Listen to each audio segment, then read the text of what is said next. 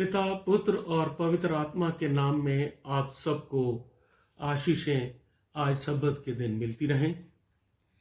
आइए हम पवित्र बाइबल में से पढ़ेंगे मत्ती की इंजील, उसका 8वां अध्याय और उसके 18वें पद से लेकर 22वें पद तक, जहां कुछ इस तरह से लिखा है कि यीशु ने जब अपने चारों ओर एक बड़ी भीड़ देख ली तो झील के उस पार जाने की आज्ञा दी।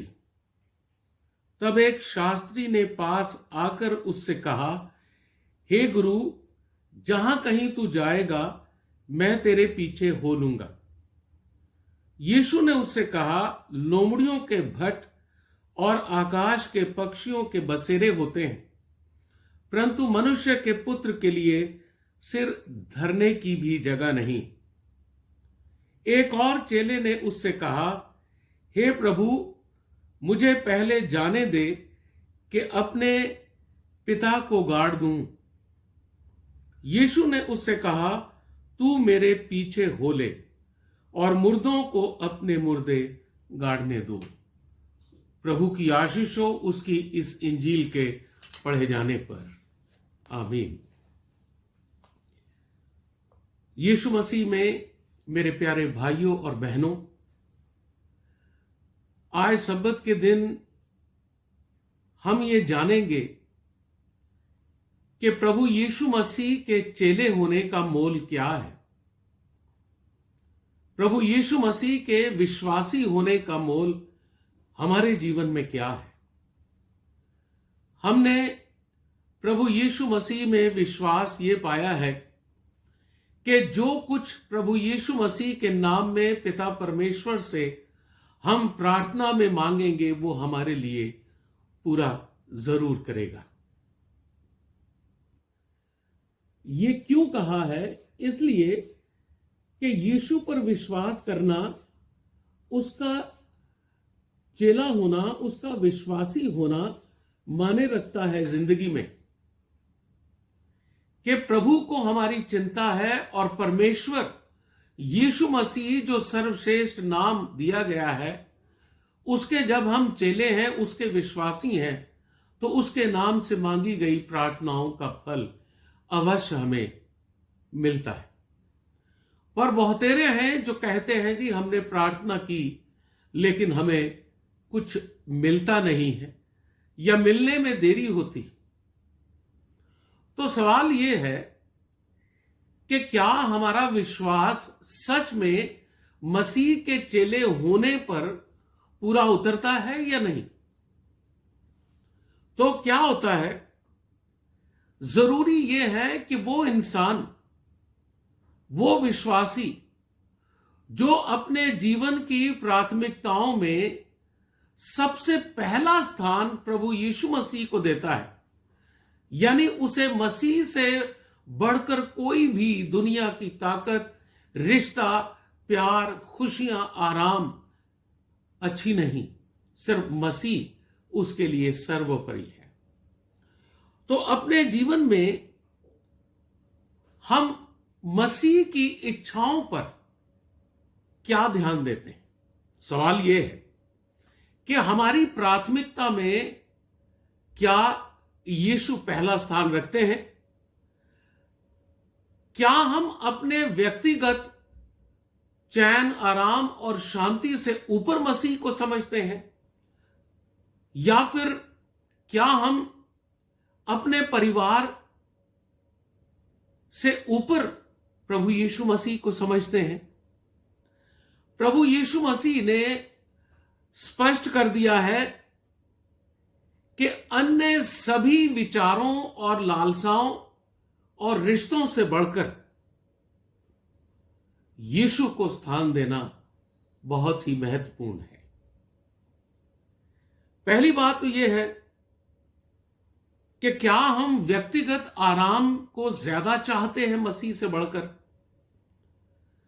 यीशु मसीह ने अपने चेलों को, अपने विश्वासियों को चेतावनी दी।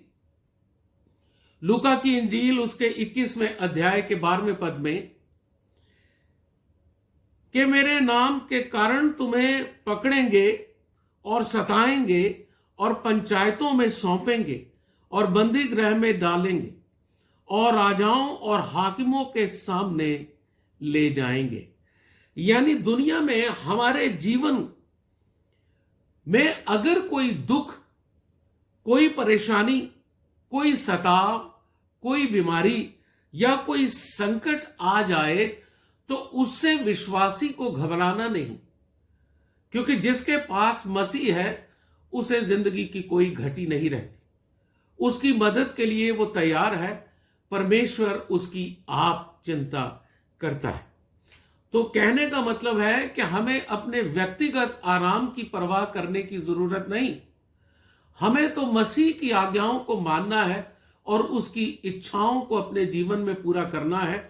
तभी हम उसके चेले हैं और फिर जानेंगे कि उसके चेले होने का मोल हमें क्या दिखाई देता है। दूसरी बात जो यीशु कहते हैं कि हमें ईश्वरीय रूप में जीना है। उसका मतलब यह है कि हमें इस संसार में उत्पीड़न भी सहना है, दुख भी सहने हैं, कष्ट भी सहना है, लेकिन अपना धैर्य नहीं खोना।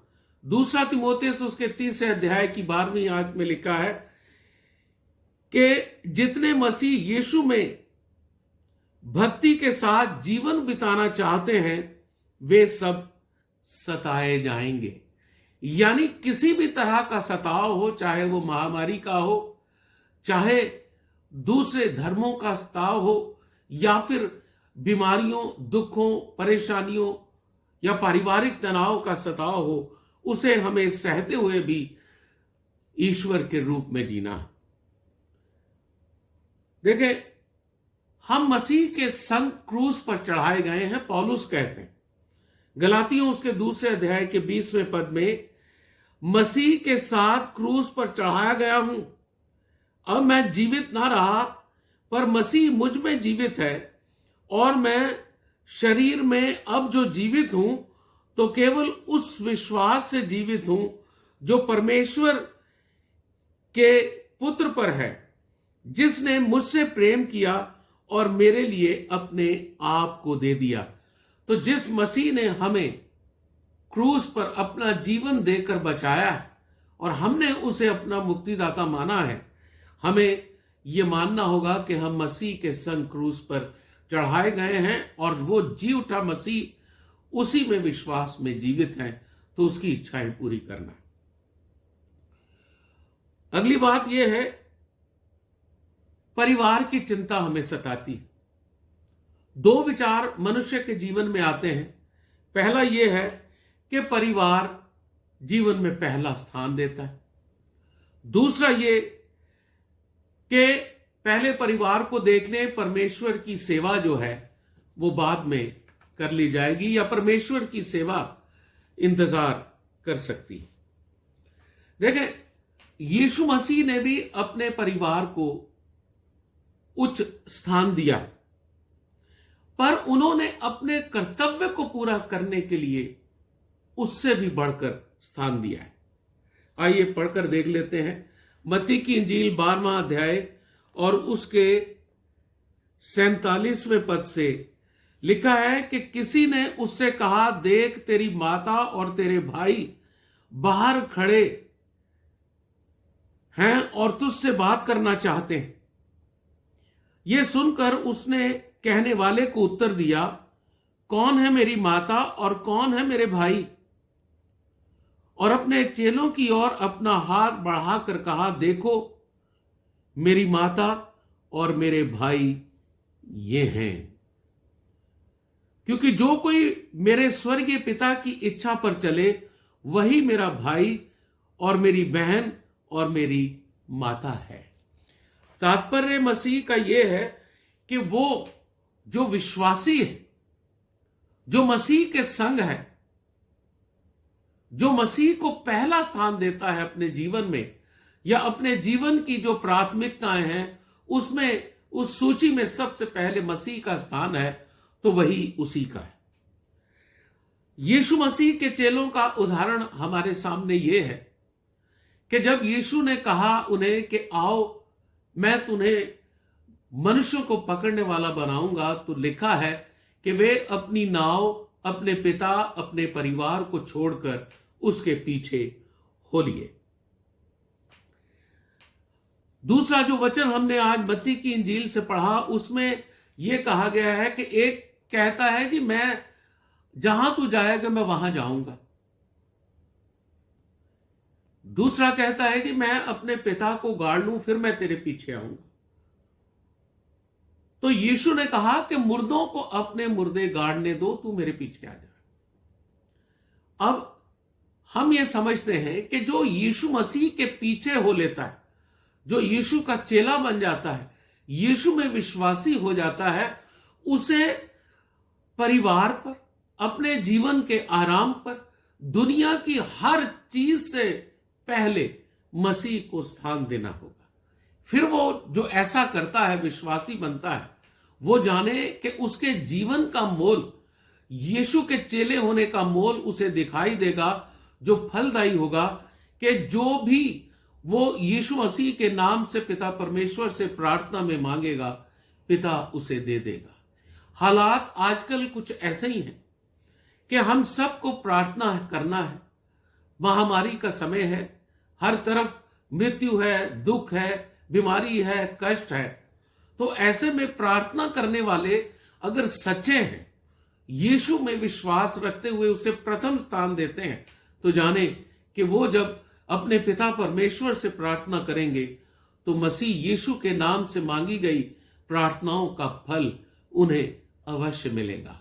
तो आप जानते हैं कि जो यीशु को अपने आराम और अपने सुख से पहला स्थान देता है, उससे ऊपर देता है, अपने परिवार और अपने दोस्तों और दुनियावी चीजों से ऊपर स्थान देता है, उसकी प्रार्थनाएं सुनी जाती हैं, क्योंकि उसका मोल मसीह में है, क्योंकि वो मसीह के साथ मरा, मसीह के साथ गाड़ा गया और मसीह के साथ जी उठा।